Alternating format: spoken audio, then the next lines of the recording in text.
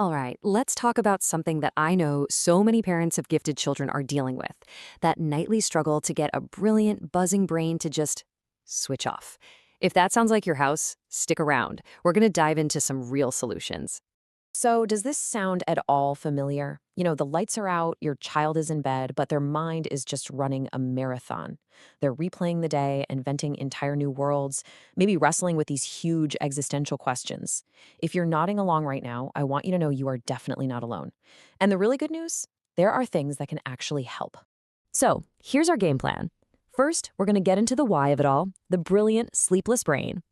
Then we'll get practical, talking about a 24-hour foundation, a bedtime toolkit, and some specific switch-off techniques. We'll also cover when it's maybe time to seek some help, and finally, what your next step should be. All right, let's kick things off with section one, the brilliant, sleepless brain. This is so crucial because before you can solve a problem, you have to understand what you're really dealing with. And spoiler alert, it's probably not what you think. So let's get one thing straight, right off the bat. This isn't your kid being defiant. It is not bad parenting. It's a feature, not a bug. That incredible mental intensity that makes them so creative and insightful. Well, that's the exact same thing that makes it so hard to just power down at the end of the day. And there's actually a term for this. It's called overexcitabilities. Sounds a little complicated, but all it really means is that their nervous system is kind of turned up to 11. They experience things more intensely, intellectually, emotionally, you name it. So when the world gets quiet at night, all that internal activity can feel like a rock concert in their head. And it's usually not just one thing, right? It's a whole mix of factors. You've got asynchronous development, where their intellect is miles ahead of their emotional coping skills. You've got perfectionism, which can fuel major anxiety. They might be super sensitive to the tag in their PJs or a clock ticking. And yeah, it's true. Some of these kids might just need a bit less sleep than others, but the sleep they do get has to be quality. I really want you to let this one sink in.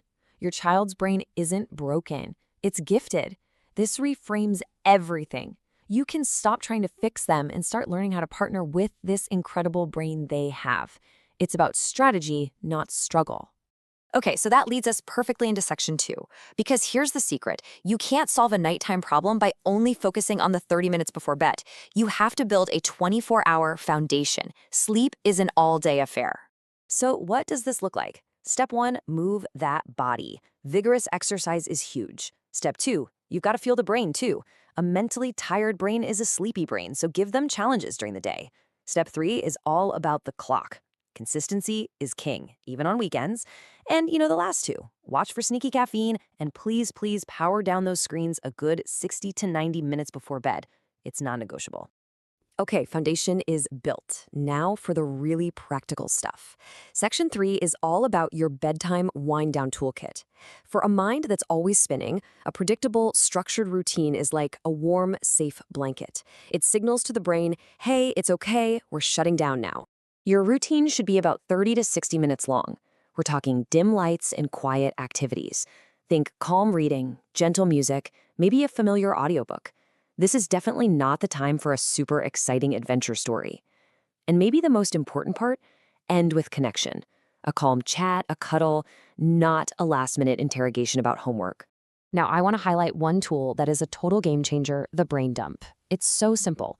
Give them a notebook or a voice recorder for 10 minutes and just let them get it all out. Every worry, every cool idea, every plan. Once it's on the page or in the recording, their brain doesn't have to keep juggling it. It can just let go. And don't forget the room itself. The environment is crucial.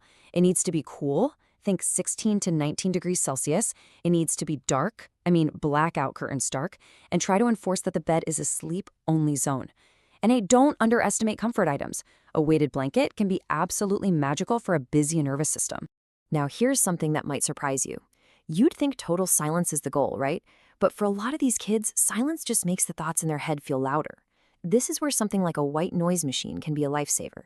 It masks other little sounds and gives their brain something neutral and boring to focus on. So, the routine is done. The room is perfect. But the brain is still racing.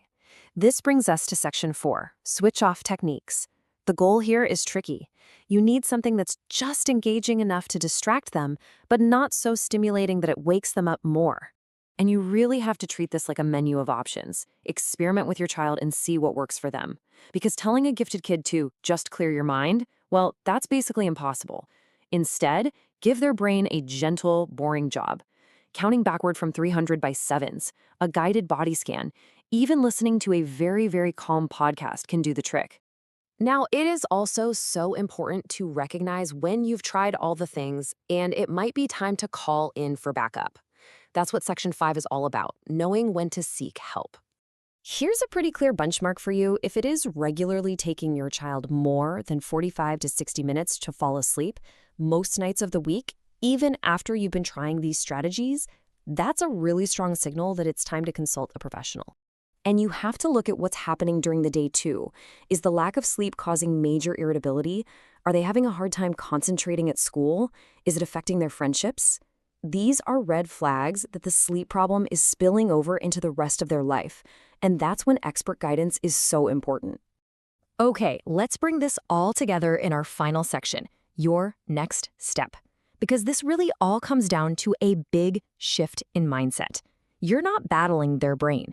You're learning to partner with it. Because look, the goal is not to try and suppress your child's amazing mind or make it normal. The goal is to create the right conditions and give them the tools so that brilliant brain can get the deep, restorative rest it absolutely needs to shine during the day. And I want to be really clear that all of this fantastic practical information is adapted directly from the incredible work and resources from Gifted Children South Africa. They are just a phenomenal source of support and expertise for families. So here's your takeaway, your next step. I highly, highly encourage you to go visit their website. It's giftedchildrensouthafrica.org. You'll find free resources you can download. They have their own excellent Spotify podcast series for even deeper insights, and you can find links to all their social media. It is the perfect next step on your journey. Thanks so much for joining me. Don't forget to like and subscribe.